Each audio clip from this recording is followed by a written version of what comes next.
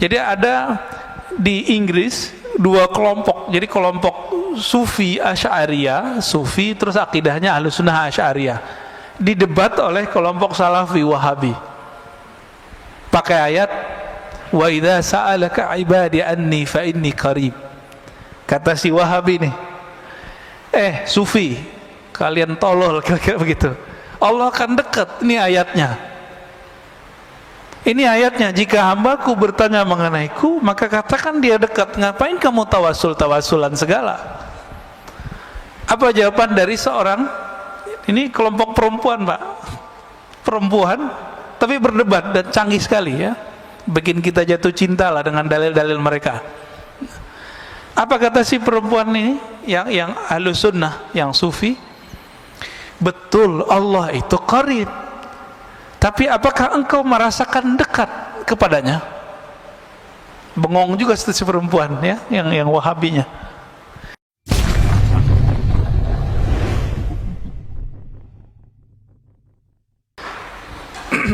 Bapak Ibu yang muliakan Allah, sebelumnya kita membahas tentang kasyaf ya, ada kasyaf uyub, ada kasyaf ghuyub.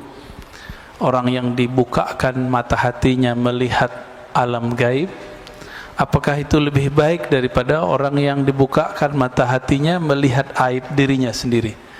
Ternyata Ibnu Athaillah, beliau mengatakan yang baik itu, yang afdal, yang sempurna adalah orang yang dibimbing Allah untuk membuka aibnya sendiri di hadapan Allah Subhanahu wa ta'ala. Jadi orang sakti bisa baca isi hati bukanlah orang hebat. Orang hebat adalah orang yang bisa melihat kekurangan dirinya, suruh melihat kekurangan orang lain. Kalau kita sibuk dengan kekurangan diri, sempat nggak baca aib orang lain? Nggak sempat. Maka tukang kritik ya mikir-mikir lagi dah ya, mikir-mikir lagi mau ngeritik orang. Kritik diri kita dulu. Jangan-jangan kita nggak pantas mengkritik. Kita lebih pantas mengkritik diri kita sendiri, baik di keluarga, dalam hidup bersosial ya, hidup beragama di masjid, apalagi bernegara ya. Sekarang di Indonesia, di mana saja, karena hidup berdemokrasi, semua orang bisa berbicara apa saja, ngomong apa saja. Tapi jangan lupa, Allah itu maha mendengar. Meskipun antum nggak ditangkap polisi nggak apa-apa, tapi nanti kan ditangkap malaikat ya. Kalam-kalamnya dicatat sama malaikat. Dan negeri kita termasuk negeri paling bebas untuk berbicara. Meskipun beberapa orang memframing negeri kita ini udah komunis, enggak ya. Itu jualan politik tahun-tahun lalu. Negeri kita diktator, lebih diktator Saudi lah ya, lebih diktator Turki Pak, yang antum puji-puji setiap hari presidennya, itu ada yang mengkritik langsung dihabisin oleh presiden Turki. Kelompok Gulen, tahu Gulen ya? Fatwa Gulen itu mencoba mengekspos korupsi. Menurut mereka ini temuan korupsi. Setelah 3 bulan itu temuan itu hilang dari situs mereka. Habis itu terjadi pergerakan, kita nggak tahu siapa yang berbuat. Terjadilah pemberontakan. 2.000 orang berontak, yang ditangkap lebih dari 20.000. Coba kalau orang-orang begitu ada di Indonesia, dibiarin aja Pak. Orang-orang kayak Gulen ada di Indonesia, dibiarkan ya. Apalagi di Saudi. Di Saudi boro-boro Pak, orang buat pengajian ngaji hikam begini dilarang. Ngaji hikam kita dilarang Pak sekarang. Gak usah ngaji hikam, buat pengajian selain di tempat yang resmi itu dilarang. Maka bersyukur hidup di negeri kita ini. Jangan ngeluh terus tiap hari dapat berita-berita jelek mulu. Coba baca berita baiknya. Belum lagi kita kan merasakan setiap hari kita bergerak bebas. Yang penting jangan menghujat simbol-simbol kenegaraan aja ya. Di Saudi, imam Masjidil Haram ada yang mau fatwakan boleh mendengarkan musik, langsung ditangkap, langsung dipecat Pak, langsung dipecat dari Imam Masjidil Haram. Di sini paling cuma dibuli-buli aja, ya. Jadi meskipun negeri kita nggak bagus-bagus amat, tapi ini sudah sangat bagus, ya, untuk kebebasan. Mana ada di dunia Pak orang bertarung presiden, calon presiden, sekarang jadi menterinya? Ada nggak di dunia?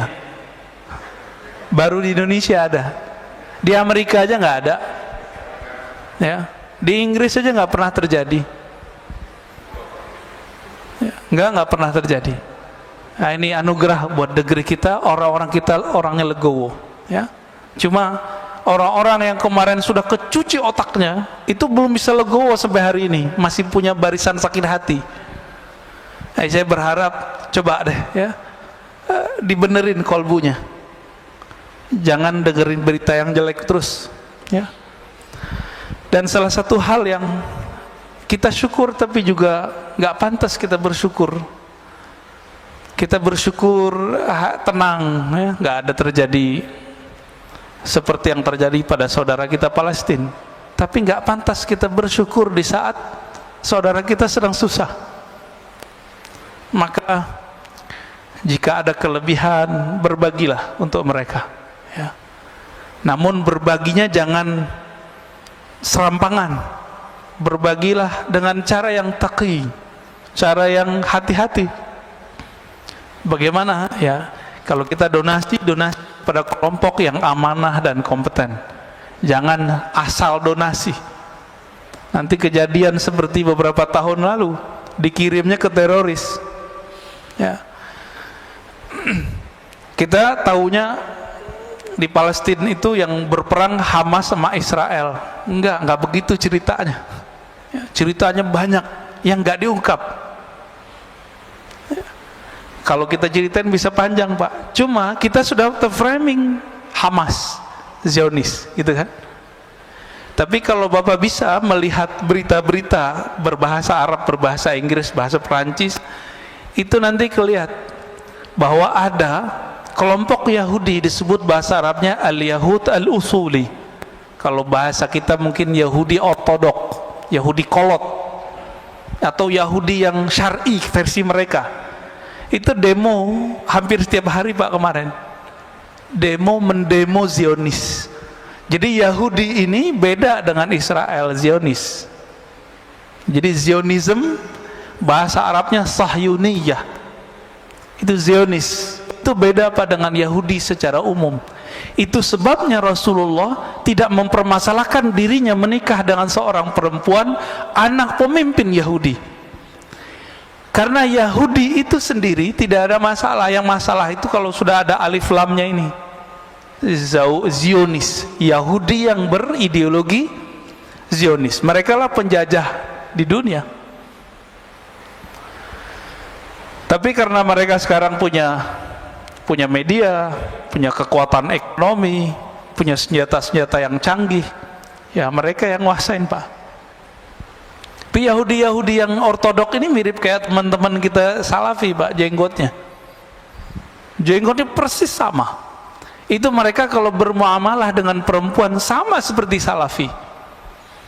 Jadi kalau ada perempuan deh datang ke komplek mereka, itu nggak boleh pakaian sembarangan. Dan kalau nanya itu orang-orang Yahudi ortodok ini nggak berani lihat perempuan. Dan perempuan tidak boleh beribadah seperti laki-laki di tempat-tempat ibadah. Persis seperti Salafi. Salafi kan ngelarang perempuan juga ke masjid, ya nggak? Bener nggak?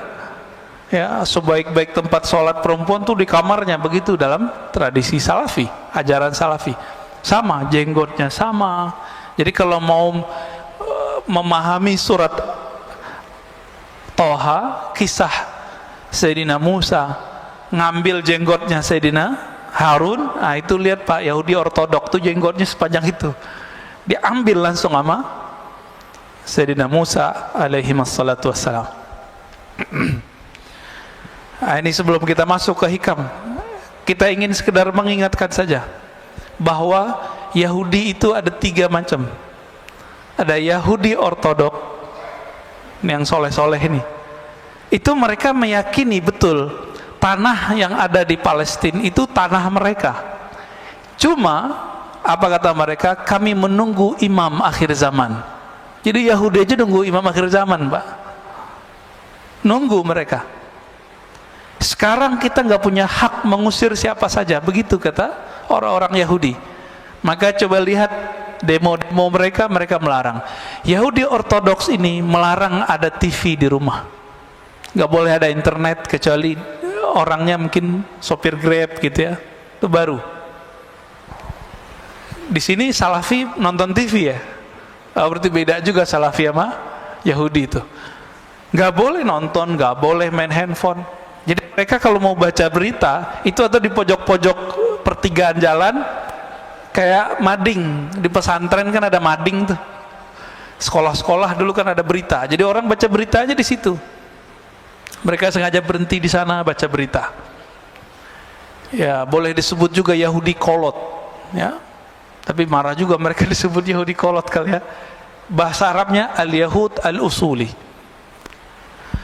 Yang kedua, Yahudi Sya'bi, Yahudi kebangsaan, nasionalis, watani. Ini mereka yang mencoba untuk mencari titik temu dengan orang-orang Palestina, mau berdamai. Tapi mereka nggak didengerin juga.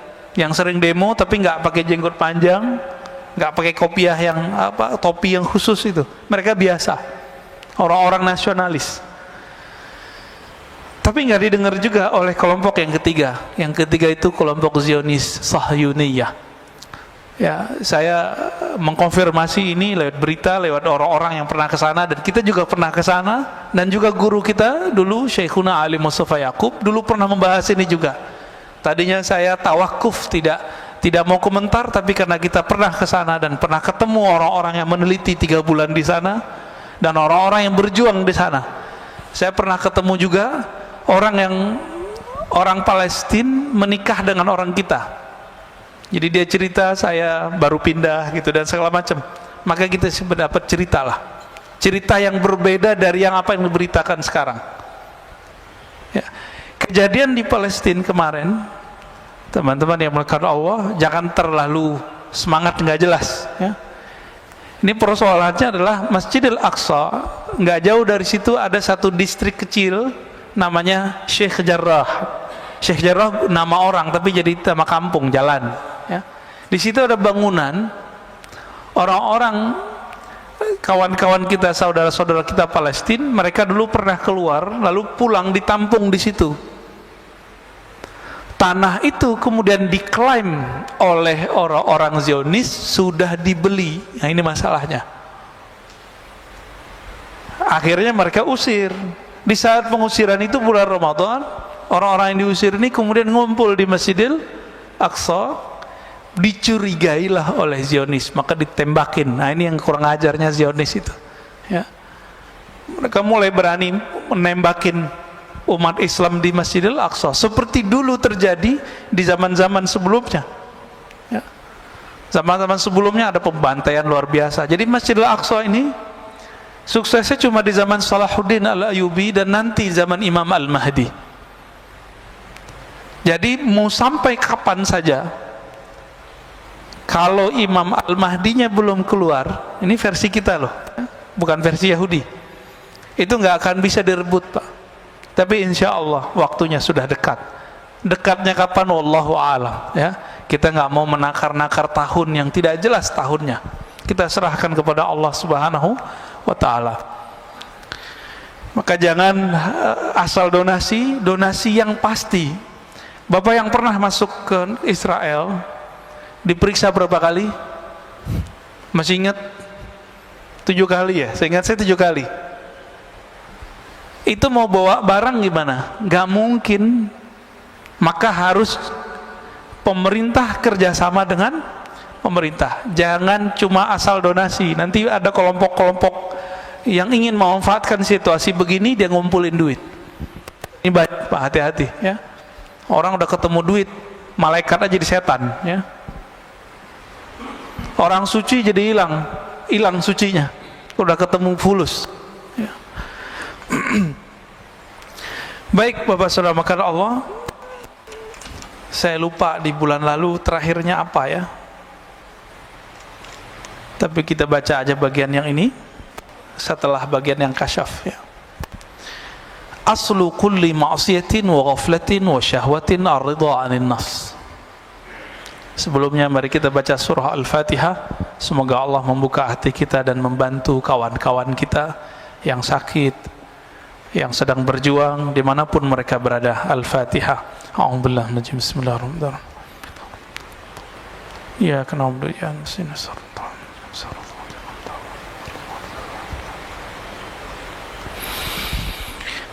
Qala Ibnu Athaillah Sakandari qaddasallahu sirrahu aslu kulli ma'siyatin wa ghaflatin wa syahwatin ar-ridha 'anil nafs. Sumber dari semua maksiat, sumber dari semua penyakit hati bernama lalai, sumber dari syahwat itu adalah ar-ridha 'anil nafs. Meridhai, membiarkan kehendak diri, membiarkan diri kita terpapar oleh syahwat, membiarkan diri kita menikmati tidur lalu tidak tahajud, membiarkan diri kita berdebat, membiarkan diri kita untuk memandang sesuatu yang tidak halal.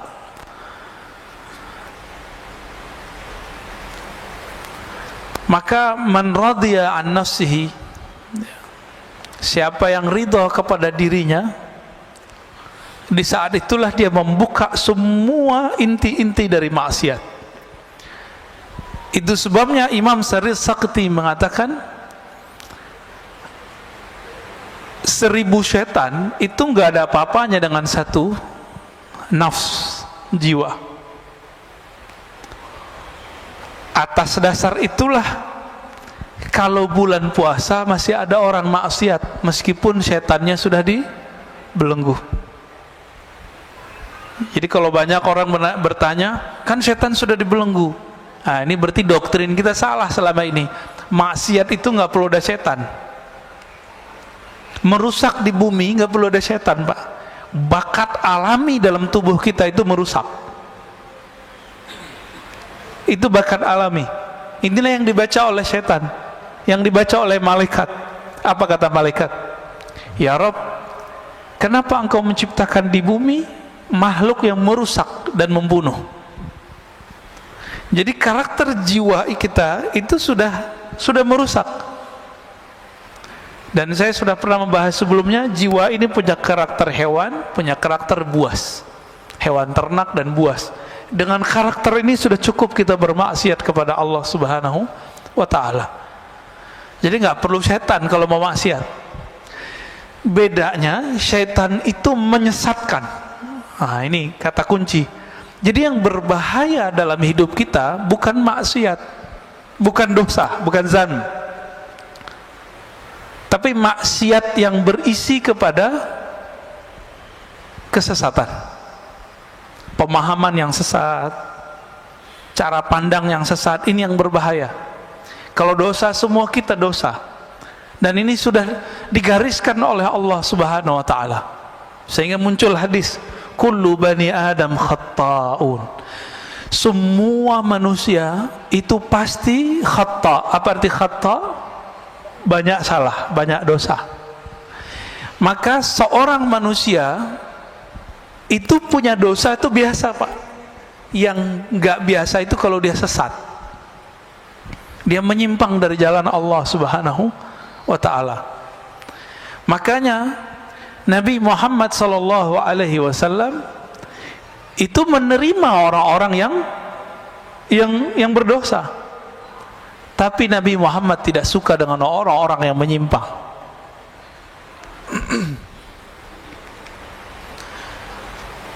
Dan dibalik, kalau maksiat, taat ya, kemudian syahwat itu dimulai dari kita ridha kepada diri. Lalu sebaliknya, pokok dari ketaatan, pokok dari kesadaran dan kehormatan itu adamur ridha minka anha. Kamu tidak membiarkannya, kamu tidak meridhoinya. Kalau sepertiga malam terakhir jam 3, maunya badan tidur atau sujud Pak? Tidur ya. Kita biarin begitu. Ini namanya asal kulli ma'asiyah. Maksiat mulainya dari situ. Kita biarin, kita manjain jiwa. Terlalu memanjakan nafs jiwa, ini awal dari semua maksiat. Ya. Oleh karena itu, Imam Ibnu Athaillah As-Sakandari memberikan karakter seorang mursyid. Mursyid itu bukan orang yang hebat. Mursyid itu man la yarda an nafsih. Begitu di kitabnya. Li antas haba jahidan la yarda an nafsih. Kamu berguru, bersahabat dengan seseorang yang tidak meridhoi dirinya, nafsnya, jiwanya, itu lebih baik daripada kamu berguru kepada orang yang meridhoi nafsnya, jiwanya. Maka kalau mau cari guru, carilah guru yang tidak membiarkan dirinya terpapar oleh nafs, jiwa kita, ya, kehendak diri. Lalu beliau memberikan pertanyaan, fa ayyu ilmin li alimin yarda an nafsi. Masih disebut alimkah orang yang alim tapi dia mengikuti hawa nafsunya? Masih disebut alim enggak? Enggak. Wa ayyu jahlin li jahilin la yarda an nafsi. Masih disebut jahilkah orang yang jahil jika dia tidak mengikuti hawa nafsunya?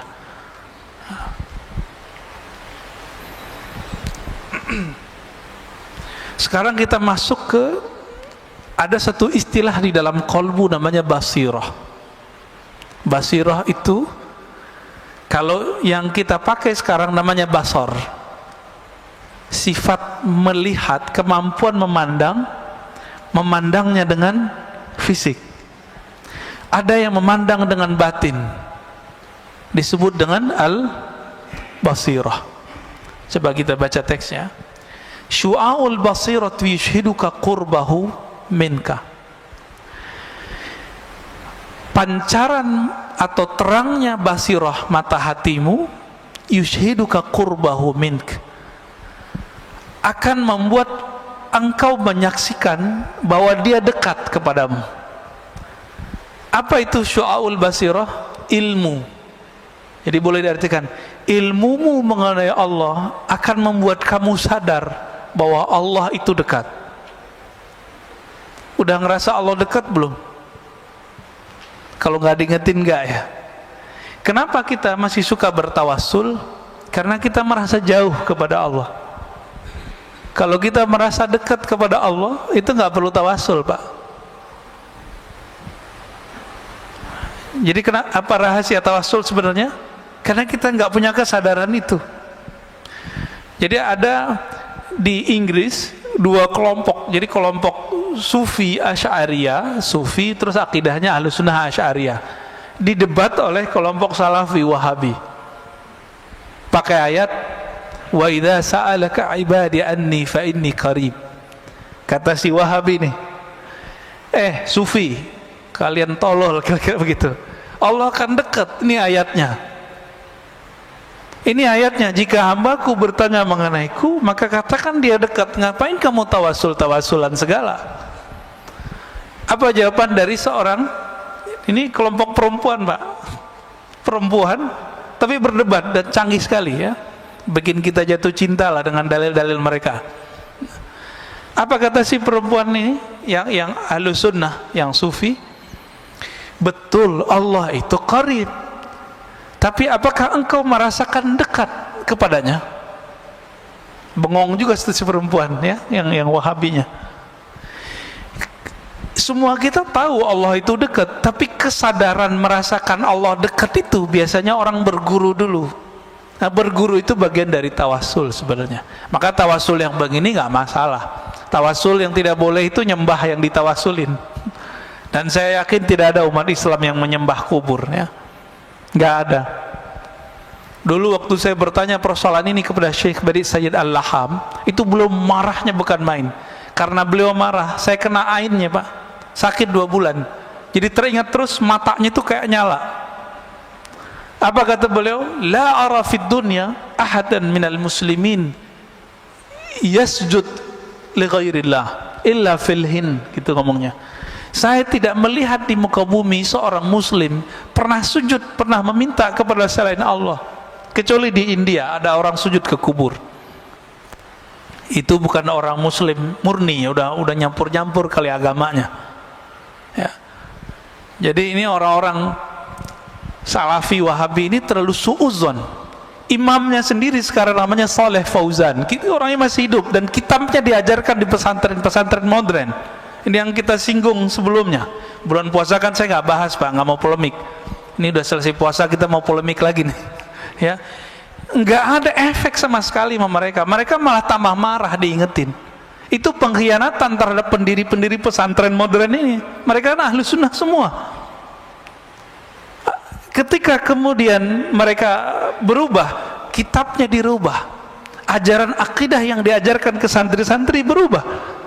Yang diajarkan kitab Tauhid Syekh Saleh Fauzan, yang menyebut sufi sebagai ubadul kubur, yang menyebut orang-orang ahlus sunnah sebagai orang-orang yang sesat.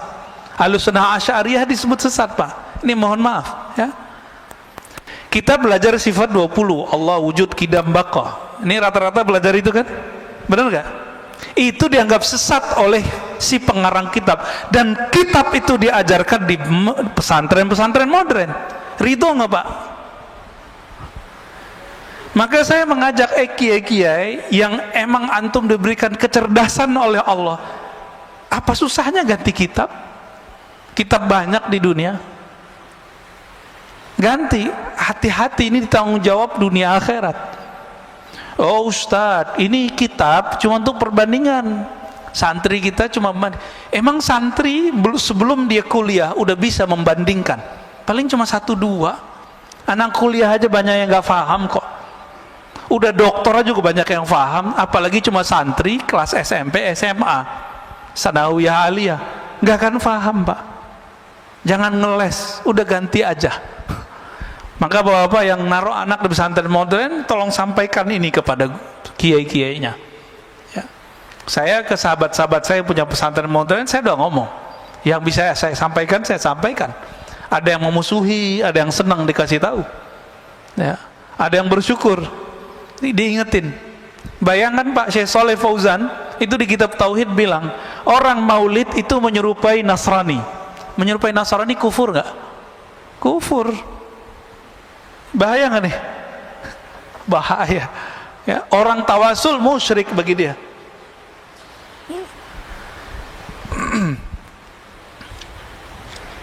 Baik, wa ainul basirati tushhiduka adamak. Jadi ada pancaran ilmu mata hati. Jadi mata hati kalau sudah dapat ilmu, kita sadar Allah dekat. Tapi pancaran ini belum tentu membuat seseorang bisa memandang.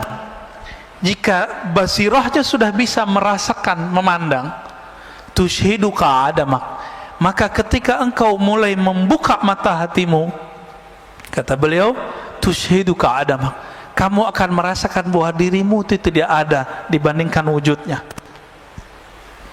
Jadi kita ini kalau nggak diwujudkan Allah, ada nggak? Nggak ada. Itu sebabnya seseorang yang faham bab ini, dia kalau berzikir la ilaha illallah, makna yang muncul adalah la fa'ila illallah. Apa artinya? Tiada yang berbuat kecuali Allah. Yang berbuat ke dalam diri kita, yang berbuat kepada anak, istri, keluarga, teman, negara kita, bahkan yang terjadi sekarang di Palestina, yang terjadi sekarang di Saudi, di negeri kita, itu nggak akan terjadi kecuali Allah yang pada hakikatnya menggerakkannya. Pandemi sekarang izin Allah atau bukan? Izin Allah. Ridho nggak? Ridho ya. Pak Mirwan kemarin sakit ya. Kenapa? Kena COVID. Waduh, kena COVID juga. Kalau mas sebelah dibilang munafik Pak. Ya, orang COVID disebut munafik. Saya di WA oleh seseorang, dia bilang, si Anu meninggal kena COVID, dia munafik. Allahu Akbar. Saya doain dia kena COVID. Biar tahu rasa. Ini COVID kalau ketika datang ke orang, dia nggak nanya dulu, ente munafik nggak? Nanya nggak dia? Dia nggak nanya, Pak. Kena aja. Dari dulu di masa sahabat Rasulullah sudah banyak sahabat-sahabat yang kena virus. Disebut ta'un. Bukan berarti mereka ini munafik, tapi setiap sahabat merasa dirinya munafik. Tuh, sahabat Nabi merasa munafik, masa antum merasa suci? Maka kalau dituduh orang munafik, katakan betul saya munafik. Ini yang sering saya sebut ya, dalam Sahih Imam Muslim disebutkan bahwa Al-Hasan Al-Basri berkata, para sahabat dulu tidak ada satupun yang menganggap dirinya ala imani Jibril. Imannya itu setinggi imannya Jibril, nggak ada. Maka dia khawatir dirinya terjebak kemunafikan setiap saat. Ini bagian dari meridhoi diri sendiri. Ada penyakit yang berbahaya, ujub fil ujub. Ujub dalam keujuban, ujub dalam keikhlasan. Apalagi itu ujub. Ujub artinya kagum kepada diri sendiri. Bapak mohon maaf ya, yang setiap malamnya bisa tahajud, bisa qiyamul lail kemarin, itu sedikit di kolbunya ada merasa kagum. Wah keren juga nih, gitu ya. Bisa tahajud setiap malam. Itu ujub, Pak, namanya. Ujub dalam ketaatan, ujub dalam keikhlasan. Itu bisa merasa ikhlas, merasa ada berjuang. Dan ini bisa menghinggapi orang-orang yang berilmu dan beramal, baik beramal pribadi atau amal sosial. Termasuk ngurus masjid ini bisa ujub, hati-hati pengurus. Kalau terbesit di hati, kalau bukan karena saya nggak jadi, itu ujub tuh dah. Dan ini wajib diistighfarkan dan ditobatkan. Tobatnya tobat batin, batinnya yang ditobatkan. Astagfirullah, ya Allah, aku minta ampun dari dosa ujub. Ini lebih susah bersihinnya daripada dosa maksiat. Dosa mata jelalatan tuh gampang, Pak, pakai subhanallah 100 kali hapus. Tapi kalau yang ini bertambah amal, dia bertambah ujub. Maka sebelum beramal, bersihkan dulu itu dengan istighfar dan tobat. Oleh karena itu, guru-guru kita mengajarkan salat tobat setiap hari. Dibidahin lagi sama teman kita. Salat tobat itu dikiaskan kepada orang yang masuk Islam salat. Itu salat tobat sebenarnya. Ya. Jadi kalau sudah terbuka mata hati, lalu bisa memandang, yang dipandang di alam semesta bukan fisiknya, yang terlihat adalah campur tangan Allah Subhanahu wa ta'ala. Negeri kita ini kalau bukan didoakan oleh para aulia, para wali-wali Allah, ini sudah chaos dari kemarin, Pak. Coba bayangkan ya, pertarungan 01, 02 kemarin, itu dahsyat sekali. Udah hampir bentrok ini umat. Sama-sama umat. Satu bawa nama umat, satu bawa nama umat, sama-sama umat. Udah hampir habis kita ini. Tapi karena doa-doa mereka, ini negeri masih bertahan, alhamdulillah. Bahkan orang-orang yang bertarungnya sekarang bergabung. Ini kalau nggak doa mereka, nggak akan aman, Pak. Nggak akan aman. Malaysia sempat kisruh juga masalah Perdana Menteri, ya. Kita doakan jangan sampai negara-negara jiran kita kena juga, ya. Ke atas sedikit, Patani udah lama kena musibah ini. Atas lagi Myanmar sudah chaos, Pak, ya, ketutup sama berita-berita yang lain. Mereka hancur sehancur-hancurnya sekarang. Alhamdulillah negeri kita masih bertuhan lah mereka, ya. Saudi nunggu waktunya aja. Perang saudara nanti mereka itu. Karena saudara udah ngantem saudaranya. Yang tersisa cuma itu. Yaman sudah hancur, Pak. Bener nggak udah hancur? Ada Houthi di situ, perang sama Saudi. Tiap hari. Paling Abu Dhabi kerja sama Israel, kan repot juga, Pak. Ya. Membingungkan. Qatar Qatar yang bantuin teroris waktu di Suriah kan banyak kelompok-kelompok di Qatar, mungkin bukan governmentnya yang bekerja, tapi kelompok-kelompok yang ada di situ. Bahkan teman memfatwakan bunuh temannya. Syekh Yusuf Al-Qaradawi memfatwakan bunuh ulama-ulama yang pro kepada pemerintahan yang di Suriah. Sampai begitu. Sampai guru saya Syekh Taufik Al-Buti habis kehilangan ayahnya, datang ke UI Pak waktu itu, UI Salemba, yang pasca sarjana kajian Timur Tengah. Kok ada mahasiswa nanya tega, Syekh, ente pro Asad atau anti Asad? Kok tega nanya begitu? Orang lagi berkabung. Beliau itu orangnya lembut, itu kalau bahas apa bisa nangis, bahas bab sholat istisqa nangis. Kita udah bahas tasawuf aja nggak nangis-nangis, bahas zikir aja nggak nangis-nangis. Beliau bahas fikih nangis Pak. Saya nggak pernah ngeliat beliau marah. Itu sekali saya ngeliat beliau marah. Syekh Taufik bin Muhammad Sa'id Ramadan Al-Buti. Ada yang nanya begitu. Apa jawaban beliau? La uayyidu bashar wa la uayyidu fulana, innama uayyidu ra'iyati ummati al-islamiyah. Saya nggak pro siapa-siapa, saya cuma pro kedamaian umatku, rakyatku. Gitu aja Pak jawabannya. Dan suaranya meninggi. Tega gitu ada orang nanya begitu sama dia, ya. Udah hancur Pak sekarang. Apa gorengannya? Nih hati-hati, Indonesia hampir berhasil nih. Anti Syiah, Syiah kafir. Nih ada Pak ya, mohon maaf. Jadi setiap gerakan yang mengatakan Syiah kafir itu berasal dari kelompok Wahabi. Dan Wahabi ini, kata Muhammad bin Salman, ini produknya Amerika. Mereka sendiri yang ngomong.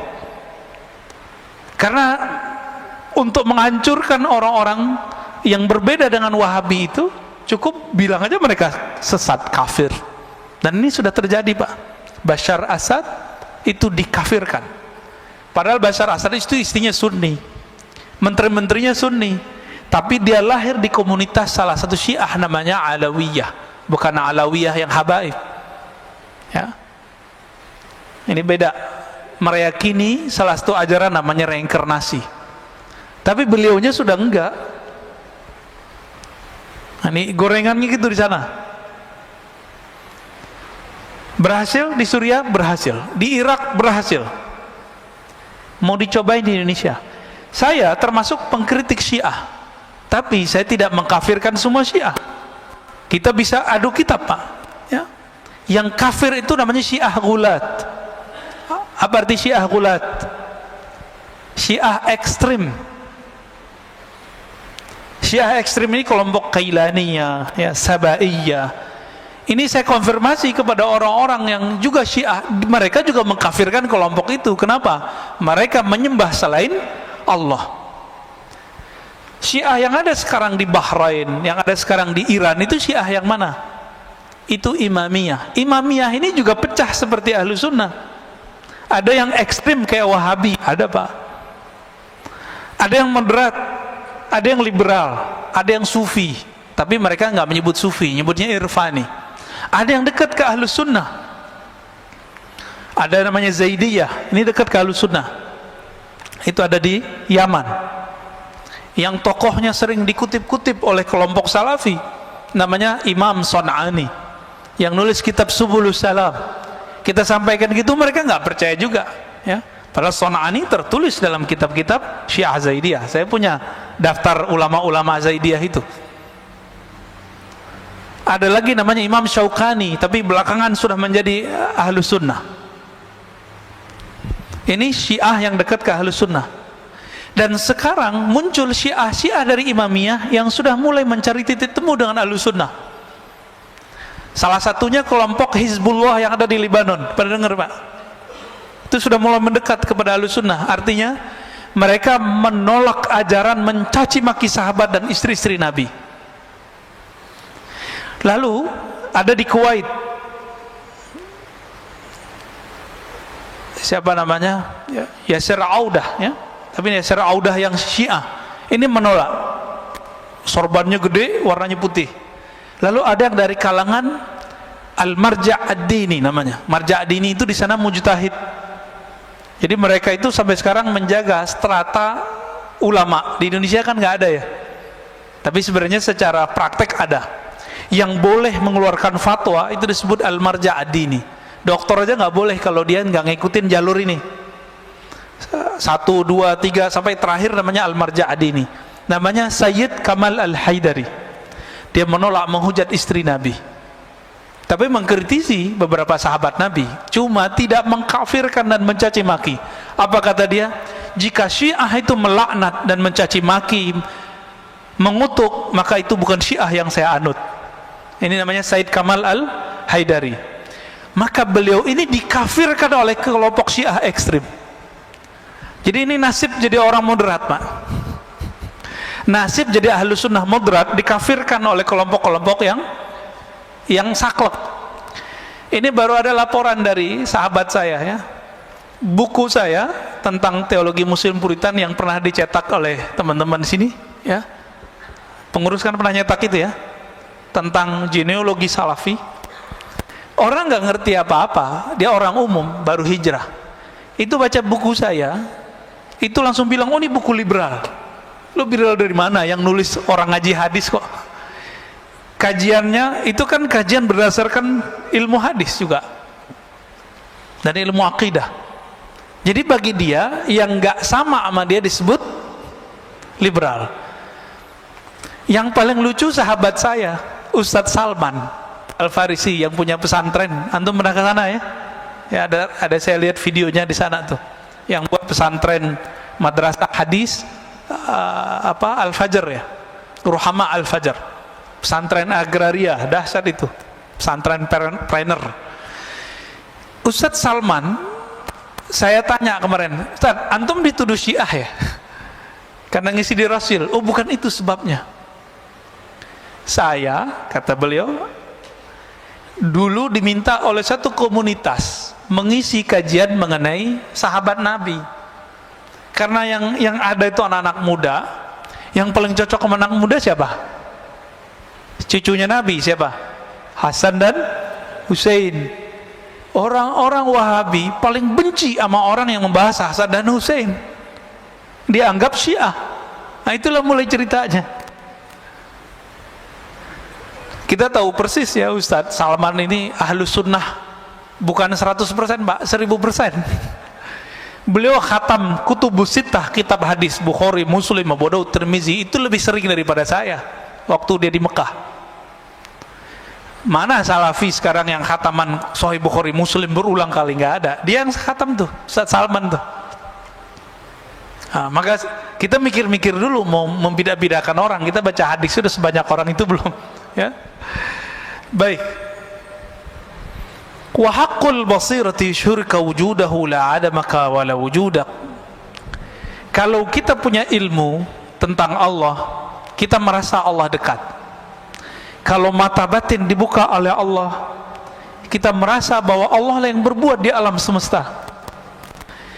Jika haqqul basirah disebut haqqul yakin. Yang pertama ilmu yakin, yang kedua ainul yakin, yang ketiga disebut haqqul yakin, keyakinan yang sudah hak, disebut juga haqqul basirah, sudah masuk ke dalam diri kita. Apa yang terjadi? Yushhiduka wujudahu, Allah akan tampakkan bahwa dia benar-benar ada, sehingga kamu tidak merasa ada dan juga tidak merasa tiada. Ini maksudnya apa itu kalimatnya?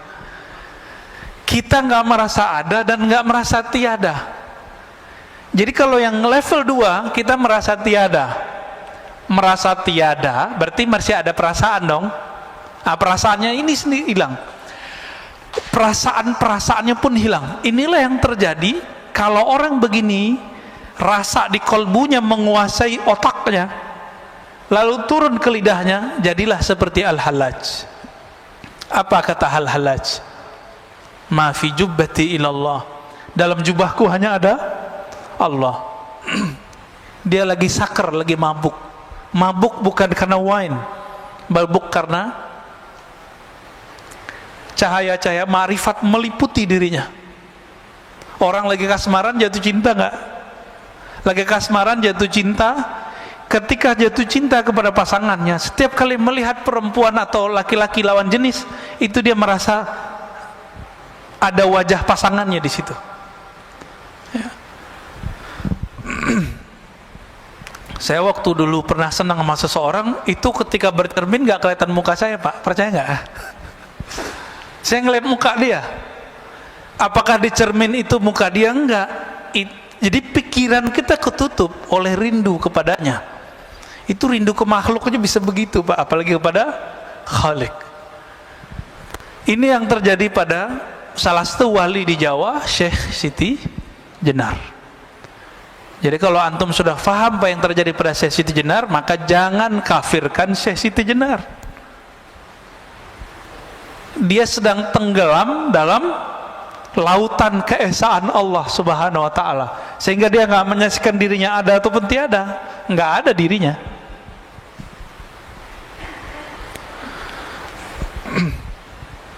Ini juga yang terjadi pada Imam Abu Yazid. Abu Yazid ini lagi zikir subhanallah, subhanallah, berubah, Pak. Dia nggak memandang lagi yang berbicara ataupun yang dibicarakan. Di saat itu Allah meminjam lidahnya. Subhani, subhani, maha suci aku. Itu bukan Abu Yazid yang maha suci, tapi Allah meminjam lisan Abu Yazid. Namun ada ulama yang ketat, dia menghindari itu terjadi pada dirinya. Itu lebih sempurna, yaitu Al-Qutub Ar-Rabbani Sultanul Aulia Sayyidi Syekh Abdul Qadir Al-Jilani. Itu dia nolak kejadian-kejadian begitu. Jadi dia bisa filter dirinya. Makanya kesempurnaan kewalian beliau lebih tinggi dari semua wali-wali yang ada di dunia selain sahabat-sahabat Rasulullah, ya. Disebutlah beliau Sultanul Aulia, rajanya para wali. Rajanya para wali. Dan itu dikabarkan bahkan beliau masih belum lahir. Udah lahir, masih remaja, dikabarkan oleh gurunya Yusuf Al-Ahmadani, ya. Itu dikabarkan, ya. Kana Allah wala syai'a ma'ah. Allah itu ada, wala syai'a ma'ah, tidak ada sesuatu pun bersamanya. Wa huwal an ala ma alaikan. Dia sekarang, dia dulu sama. Dia dulu sendiri atau bersama? Dia dulu di atas aras atau enggak ada aras? Enggak ada aras. Maka dia dulu dan sekarang sama. Oleh karena itu perdebatan mengenai Allah bertempat di aras, Allah di arah tinggi, arah atas, itu enggak ada manfaatnya sebenarnya. Sebenarnya lah, ya. Cuma karena orang awam sudah terjebak mengatakan Allah di atas, maka muncullah pembahasan, benarkah Allah bertempat? Kalau faham nih, ini hadis, ini kan hadis Sahih Bukhari, kana Allah wala syai'a ma'ah. Ini pertanyaan disampaikan oleh Abu Musa Al-Asy'ari dan teman-temannya orang-orang Yaman. Abu Musa Al-Asy'ari, sahabat Rasulullah dari Yaman, yang Nabi mengatakan al-iman Yamaniyah, al-hikmah Yamaniyah. Iman itu dari Yaman, hikmah dari Yaman. Maka Islam Indonesia berutang kepada orang Yaman, karena yang banyak mengislamkan kita adalah Hadarim, orang-orang Hadramaut dari Yaman, ya. Ya, jazahumullah khairan katsira. Semoga Allah membalasi mereka dengan kebaikan. Di Jakarta ada yang tidak mau terkenal di masa hidupnya, sezaman dengan jidnya Habib Jindan, jidnya yang paling atas itu, Habib Jindan yang senior, Pak. Itu punya teman namanya Al-Habib Ali Al-Yamani. Orang taunya cuma Syekh Ali Al-Yamani, nggak mau terkenal. Dekat dengan Habib Hussein luar Batang. Saya sampai sekarang belum pernah, Pak, ziarah ke luar Batang itu, ya. Itu ada Syekh Ali Al-Yamani datang dari Yaman ke sini bawa Thariqat Qadiriyah dan Thariqat Alawiyah, ya. Nggak dikenal orang, tapi Habib Jindan dikenal sama beliau. Itu kalau nggak habaib bisa dicek, Pak, ceritanya. Siapa nama syekhnya? Syekh Ali Al-Yamani. Nanti cari, ya, namanya Syekh Ali Al-Yamani, yang suka ziarah ke sana. Syekh Ali Al-Yamani Penjaringan. Ini kelompok habaib juga, ya, keturunan dari Yaman juga. Dulu orang Yaman, Abu Musa al-Asy'ari dan keluarga klannya datang kepada Nabi ngaji. Apa pertanyaannya? Kaifa kana Rabbuna? Wahai Rasulullah, Allah dulu gimana sih? Gitu. Sebelum alam ini tercipta, Allah dulu gimana? Apa jawaban Nabi? Kana Allah, dipakai hadis ini. Kana Allah wala syai'a ma'ah. Allah ada dulu di masa yang qadim.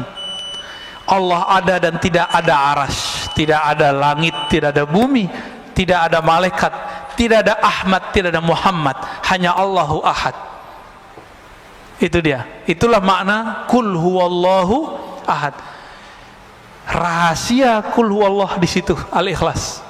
Allah senang disebut sendiri. Allah senang disebut esa. Kita kalau punya jasa kan nggak pengen disebut jasa orang lain bersama jasa kita. Yang boleh begitu cuma Allah, yang boleh narsis itu cuma Allah. Jadi yang maha narsis itu cuma Allah, yang maha ego cuma Allah. Kita nggak boleh ego, kita nggak boleh narsis. Kalau Allah dulu dan Allah sekarang sama, perlu nggak debat Allah bertempat? Sebenarnya nih nggak perlu ya. Perlu nggak mengatakan Allah di langit? Lalu bagaimana dengan hadis seorang budak perempuan yang mengatakan Allah di langit? Imam Ibnu Hajar mengatakan perempuan ini kecerdasannya tidak sempurna. Saya ngomong begini Pak dituduh Syiah. Cuma karena mengatakan fakta itu. Yang ngomong bukan saya kok, yang ngomong Imam Ibnu Hajar. Apakah Ibnu Hajar seorang Syiah? Kan enggak, Imam Ahlus Sunnah. Kalau Ibnu Hajar itu Syiah, maka semua kita Syiah.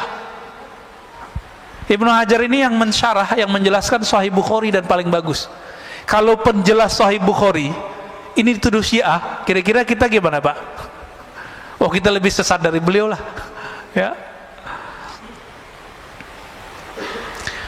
Dan orang-orang yang berzikir dengan zikir-zikir setan, wujudku wujud Allah, zatku zat Allah, sifatku sifat Allah, ini orang kurang ajar kepada Allah ya. Yang benar wujudku tidak ada, yang ada cuma wujud Allah pada hakikatnya. Ini orang berzikir, zikirnya apa? Wujudku wujud Allah. Kasus ini dulu terjadi di Aceh, kampung Pak Mirwan ini. Terjadi kasus kelompok namanya kelompok Wujudiyah. Dulu imamnya namanya Hamzah Al-Fansuri. Itu dari keturunan juga sebenarnya, thariqatnya Qadiriyah. Beliau ini punya murid pengikut namanya Syamsuddin As-Samatrani. Mereka itu emang pengamal zikir dan sampai mengalami ekstase dan mengatakan wujud kami tidak ada, yang hanya ada wujud Allah. Lalu di masa Syekh Nuruddin Ar-Raniri, itu campuran, dia ibunya Melayu, ayahnya India, Randir atau Ranir, keturunan Arab juga. Beliau ini dari Gujarat datang ke Aceh dan nulis dalam berbahasa Arab Melayu, bahasa Jawi, bahasa Aceh. Nulis tentang sultan, tentang akidah. Saya membaca salah satu kitabnya, Kashful Ma'lum. Masya Allah, luar biasa. Beliau mengkritisi apa yang terjadi pada zaman Hamzah Fansuri. Karena menurut beliau, orang ngomong wujudku wujud Allah, ini dia belum nyampe kepada masa ekstase seperti Al-Hallaj dan yang lain-lain, Abu Yazid. Maka mengatakan itu haram. Jadi Bapak Saudara makan Allah, kapan seseorang boleh mengatakan wujudku tidak ada, yang ada wujud Allah? Dia kalau sudah sampai di hakul yakin. Tapi kalau kayak kita ini, kita kan baru sampai di hakul ilmu yakin, teori bertuhan. Ilmunya dalil, mana dalilnya? Orang seperti ini haram mengatakan tiada ada wujud kecuali wujud Allah. Sisa ajaran ini dipakai oleh Kartosuwiryo. Dia ajarkan ke santri-santrinya waktu berjuang. Santri-santrinya yang sekarang zikirnya begitu, padahal makomnya belum nyampe. Sekarang kan masih ada tuh NII, DII. Mereka punya khalifah sendiri Pak, punya amir sendiri, punya menteri sendiri. Sekarang cuma sebatas tradisi, struktur masyarakat. Saya dengar salah satu muridnya ngomong, La ilaha illallah itu la wujuda illallah, la mawjuda illallah, tiada yang wujud kecuali Allah. Ini kan gawat. Itu nggak boleh dilafazkan kecuali sudah nyampe. Ya, jadi kalau sudah merasakan bahwa kita ini ada karena diadakan Allah, berarti baru ilmu yang pertama. Belum boleh ngomong wujud saya, wujud Allah. Kalau yang kedua, yang berbuat hanya Allah. Yang ketiga, tiada wujud dan tiada juga ketiadaan itu kecuali hanya Allah Subhanahu wa ta'ala. Semoga pusing. Udah syuruk Pak, kali mau ada yang ditanya, mau diskusikan, silakan. Ini ada permintaan doa dari sahabat kita Pak Asmar ya, dekat sini ya, Pak Asmar Haris. Anaknya di Aceh sekarang sedang opname, sedang sakit. Saya mohon Bapak Ibu keikhlasannya untuk mendoakan kiriman Fatihah ya. Al-Fatihah ila ruhi waladih wa jismih aulia perdipta. Al-Fatihah. Bismillahirrahmanirrahim.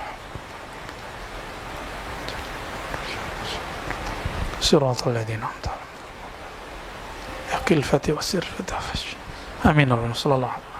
Ya, silakan. Terima kasih. Assalamualaikum warahmatullahi wabarakatuh. Assalamualaikum. Memahami apa yang Ustaz sampaikan tadi ya cukup memusingkan, betul, cukup pusing. Jadi namun dalam ini kita tetap berusaha bagaimana untuk bisa mendapatkan pemahaman yang lebih jelas untuk lebih mendekatkan diri kita kepada Allah. So tadi dikatakan ada ilmu, kemudian ada diamal, kemudian yang paling tinggi itu adalah hakul yakin. Ini adalah yang melihatnya basiroh. Jadi bagaimana kita untuk bisa mewujudkan basiroh ini dalam diri? Apakah basiroh itu bisa diwujudkan di dalam diri kita untuk bisa meningkatkan pendekatan kita pada Allah Subhanahu wa ta'ala? Bagaimana? Kira itu sebentar. Terima kasih. Assalamualaikum warahmatullahi wabarakatuh. Assalamualaikum warahmatullahi wabarakatuh. Caranya dengan riyadhah dan mujahadah Pak. Apa arti riyadhah? Mengulang-ulang zikir yang diberikan guru, lalu mujahadah bersungguh-sungguh, dan yang ketiga ma'rifat, berma'rifat, berilmu, dan yang paling cepat tuh yang nomor 3, paling cepat. Maka kajian-kajian ma'rifatullah mestinya sekarang sudah nggak jadi aib lagi, sudah nggak malu-malu lagi orang ngaji ma'rifatullah. Kajian kitab ini, kitab Al-Hikam, adalah salah satu mengarah ke sana, mengarah ke ilmu ma'rifatullah, mengenal Allah Subhanahu wa ta'ala. Ya, dia bicarakan Allah aja, bicarakan Allah, hubungan kita dengan Allah, masalah kita dengan Allah, itu Pak, nanti muncul sendiri itu. Tapi karena ngajinya cuma sekali sebulan, susah Pak. Saya nggak minta jadwal lagi Pak ya, udah nggak ada jadwal lagi, udah cukup udah 2 kali ya. Udah ada risalah Kusyairiyah, udah ada hikam, itu udah cukup ya. Bahkan kalau perlu sekali juga nggak apa-apa ya. Kalau saya ngaji 2 kali seminggu, ngaji ma'rifatullah, belum lagi kita buat kajian sendiri di Ribat, itu bisa 3 kali, bisa 4 kali Pak.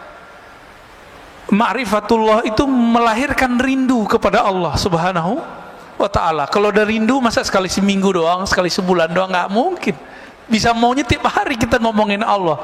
Itulah yang terjadi nanti pada ahli surga, ketika mereka sudah bosan dengan nikmat seksual, udah bosan dengan nikmat makan dan minum, nikmat main-main, ngegame.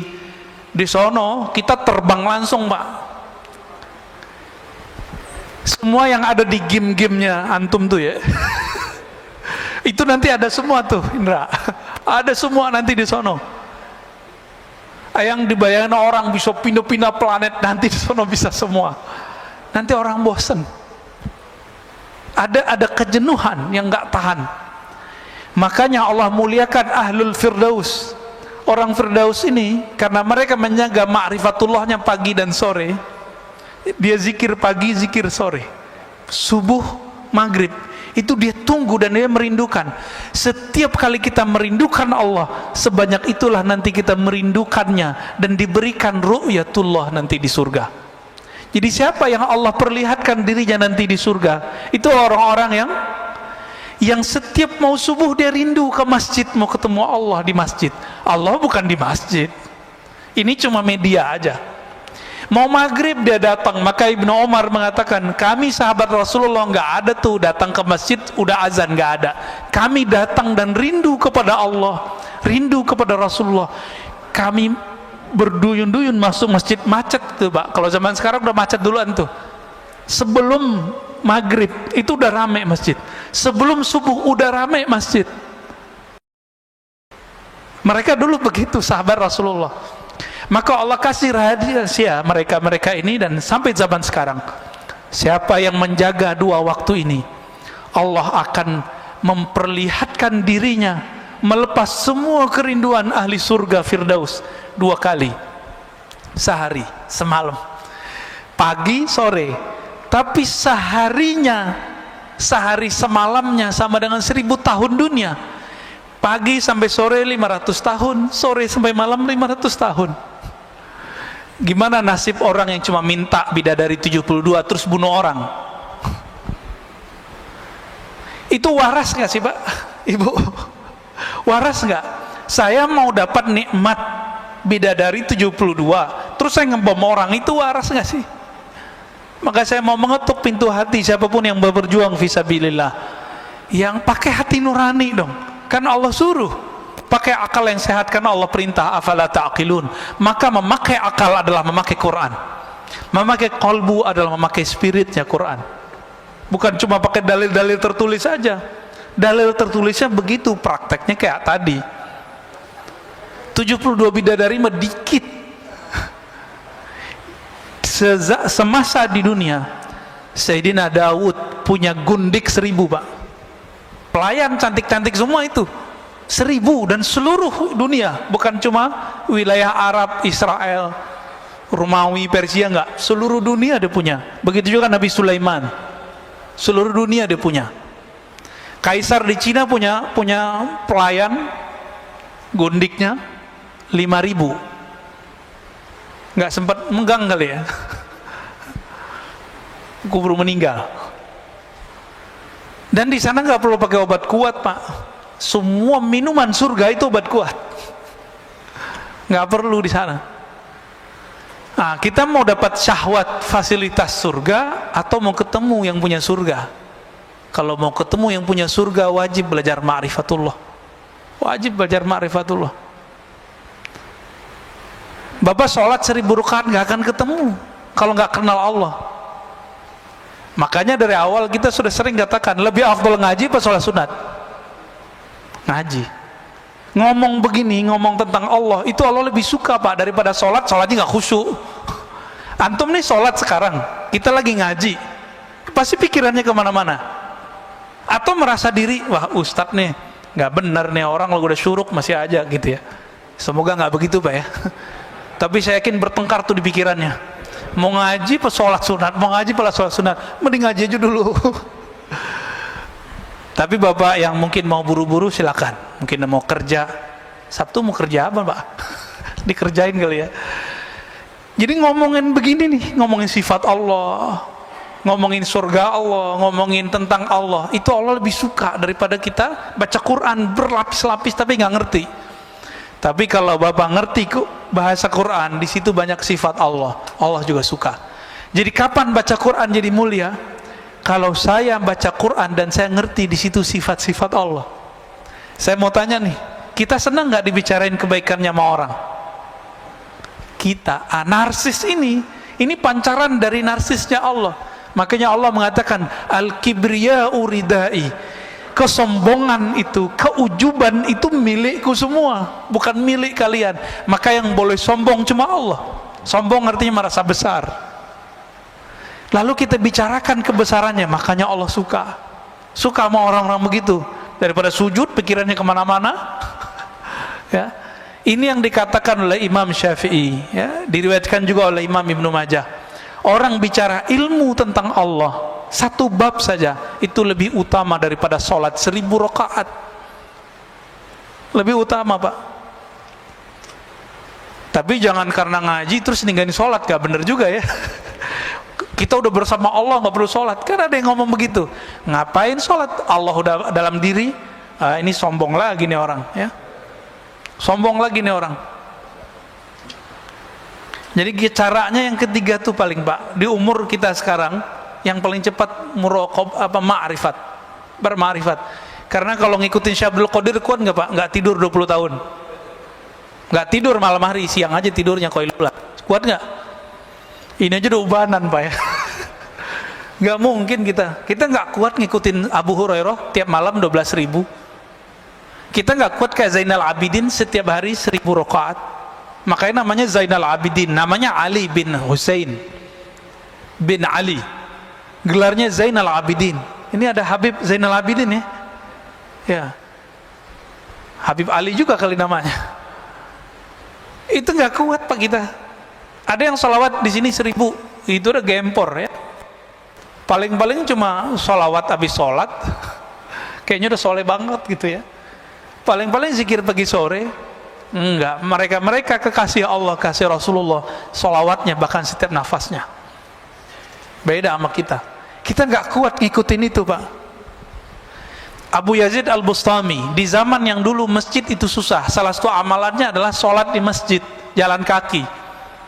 Ini Masya Allah, masjid kita ini dekat nggak ke komplek? Pakai mobil Pak, belagu.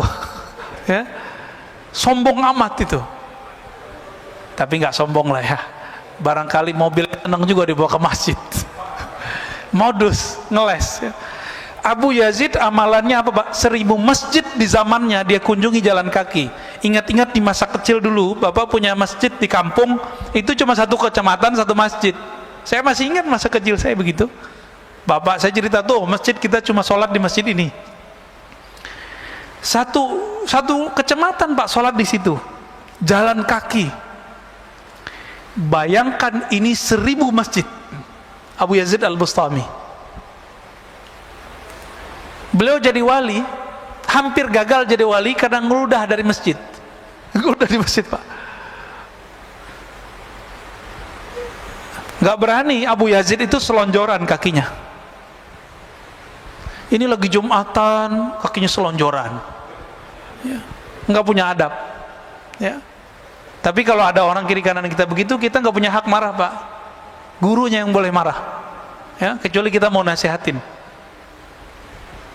Lagi pengajian, ini banyak Pak yang pengajian sama saya yang alirannya beda sama kita. Itu kalau nanya kakinya dinaikin satu, terus satunya, oh Ustaz, nah gitu kayak nanyanya gitu. Ngetes, awalnya ngetes, habis ngetes baru bersila baik-baik. Ya. Karena yang dia tes ternyata singa, dicabik-cabik ya. Dia ngetes dalil, kita habisin dalilnya. Itu terjadi. Diingetin, disindir dalam khutbah, oh malah tambah selonjor kakinya. Ya. Tapi orang begitu nggak usah dikata-katain Pak. Kenapa? Dia lagi berperang dalam dirinya. Ya, dia lagi berkecamuk itu. Mana yang benar, merasa diri paling benar, itu lebih repot lagi.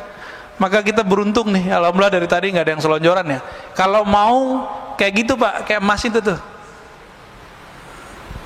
kakinya dinaikin terus kita begitu. Nah itu sunnah, coba praktekin rezeki. Bisa nggak? Bukan. Nah kayak gitu tuh. Kayak gitu Pak. Jadi kalau pegel Jumatan kayak gitu Pak. Jangan selonjoran, nggak sopan. Lagi pengajian kita pegel nih, kesemutan, duduk begitu. Itu duduknya hampir 80% sahabat begitu duduknya. Jadi karena mereka lama ketemu Nabi. Cuma di negeri kita punya tradisi lain karena orang keraton. Ini agak berat. Kita duduk begitu dia nggak sopan. Tapi di masjid insya Allah aman lah ya. Ya silakan kalau mau duduk begitu. Taib. Udah 6:10. Mau lanjut? Cukup.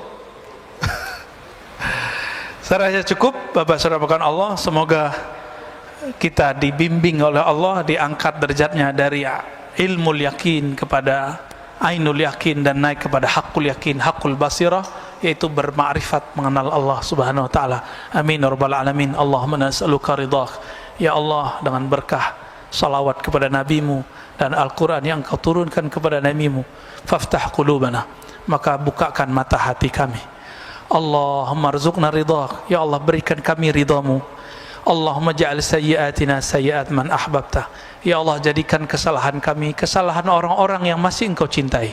Wala taj'al hasanatina hasanat man abghadta, ya Allah jangan jadikan amal soleh kami amal soleh yang bersumber dari orang yang engkau murkai. Allahumma rabbana atina fid dunya hasanah wa fil akhirati hasanah wa qina adzabannar, ya Allah berikan kami kebahagiaan memandangmu di dunia dan di akhirat, memandangmu di dunia dengan mata batin, memandangmu di akhirat dengan mata zahir dan batin. Amin ya rabbal alamin. Wa sallallahu ala nabiyina Muhammad walhamdulillahi rabbil alamin. Assalamualaikum warahmatullahi wabarakatuh.